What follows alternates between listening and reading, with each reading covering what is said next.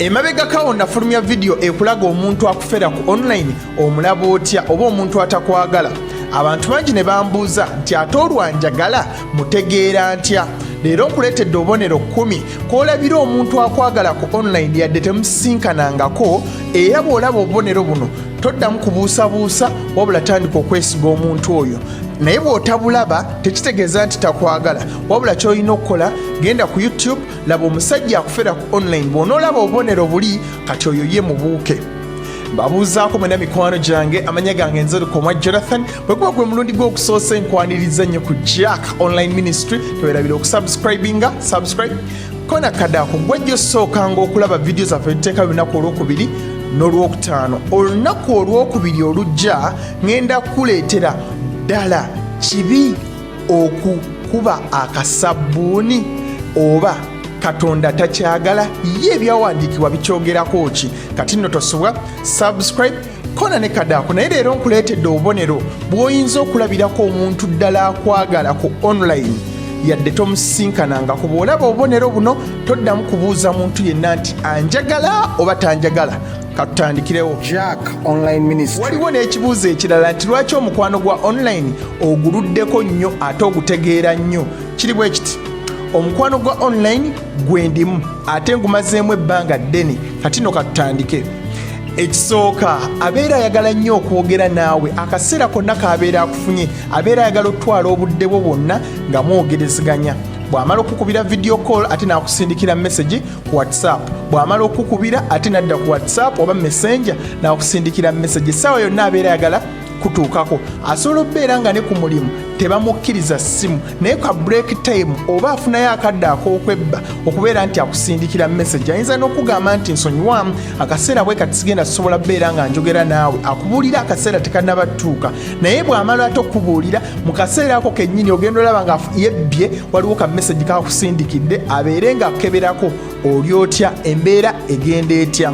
Omuntu oyo kitegeeza nti naakusukkulumya ebintu ebirala byonna by'ayitamu oba mikwano gye gyonna oba famire ye yonna, gwe bw'ateeka mu kifo ekisooka. Ensonga lwaki abeera ayagala nnyo okwogera naawe. Omuntu oyo tomubuusabuusa. Ekyokubiri, aba n'olugambo. Kambabuulire kino, teri kintu kikulu kiraga muntu nti akwagala nga kuwa update buli kyonna ekigenda maaso ku spot gwasooka okimanya.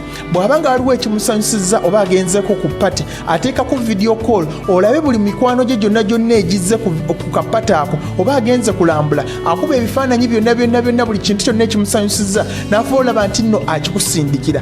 Omukwano kye gusindika okukola kye kino, ekintu ekikusanyusizza obeera oyagala okigabanako ne mukwano gwo abeere nga naye asanyuka wamu naawe.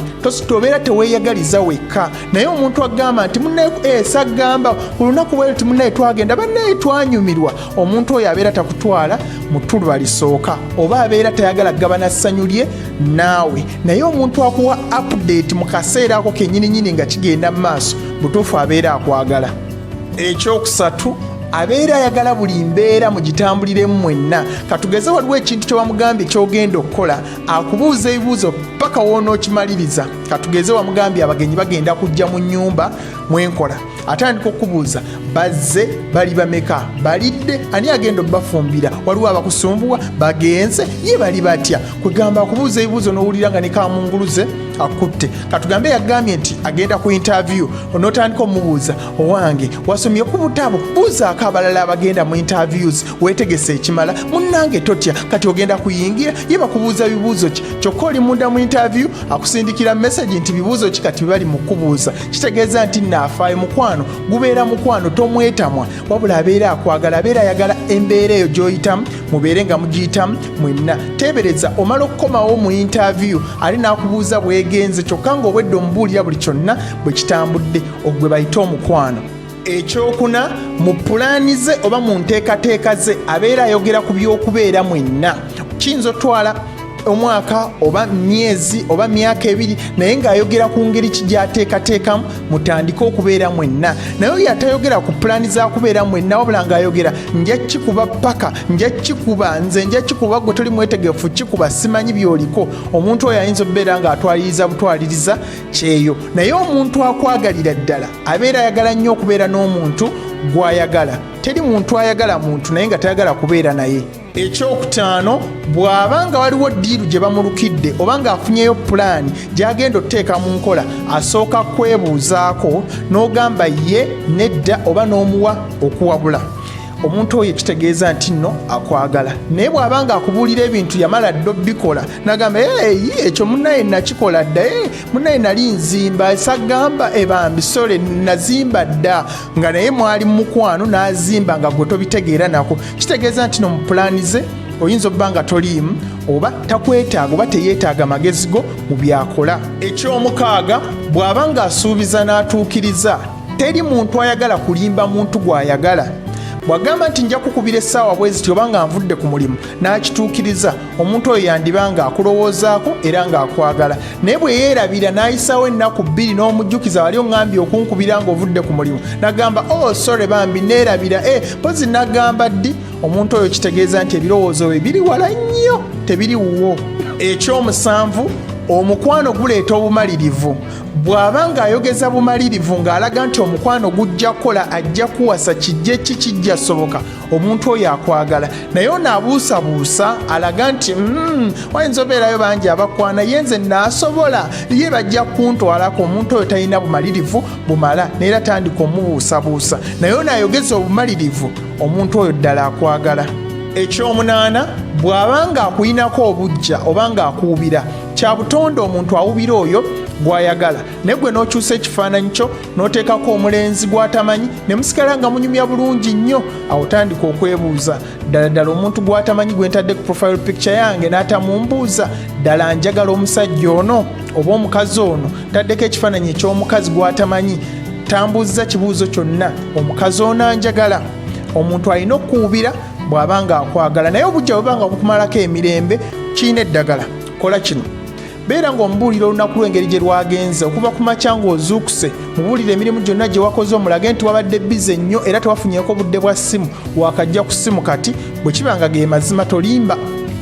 ekyomwenda omuntu kasita atandika okuva ku mpisa ze oba ennono ze oba amateeka ge yatondawo agafuga obulamu bwe omuntu oyo ayinza okubeera nga akwagala. ayinza obeera ye nga yasalawo alina kwebakanga ku ssaawa 4 asobole ozuukuka amangu naye bukya wajja mbulamu bwe kati yatandika okwongezayo essaawa ogenda okwesanga yeebase 9 oba 7 oba 8.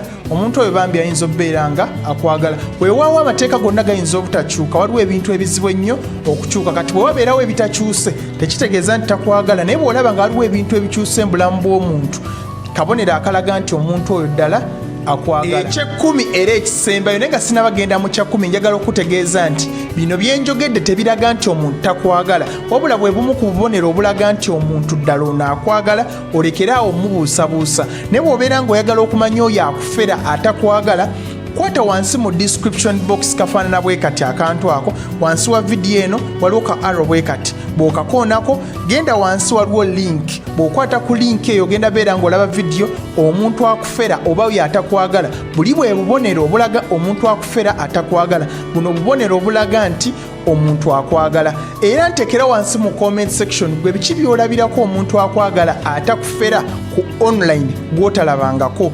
eky'ekkumi era ekisembayo omuntu ono bw'aba ng'akulembeza gwe kusanyusa oba ng'afuba okwogera mu ngeri ekusanyusa yadde ekintu ky'oyogedde kimunyiizizza oba nga waliwo ky'okoze ekimunyiizizza naye ng'afuba okulaba nti akuddiza ekintu ekitakunyiiza yadde alumiddwa naye akuleke ng'oli musanyufu. ate bw'obeera ng'oyogera naye naawe owulira essanyu ery'okwogera naye ate ofuna eddembe ery'okweyabya nga weeyabya bulungi gyali. naye omuntu atakusanyusa naye olumu abeera muzibu. mwebale nnyo okubeera nti mulaba vidiyo zange amanya gange nzerukomwa Jonathan teweerabira okusubscribinga kona kadaako katuddemu ku lunaku olwokubiri wamu n'olwokutaano. Don't forget to subscribe to Jack Online Ministry.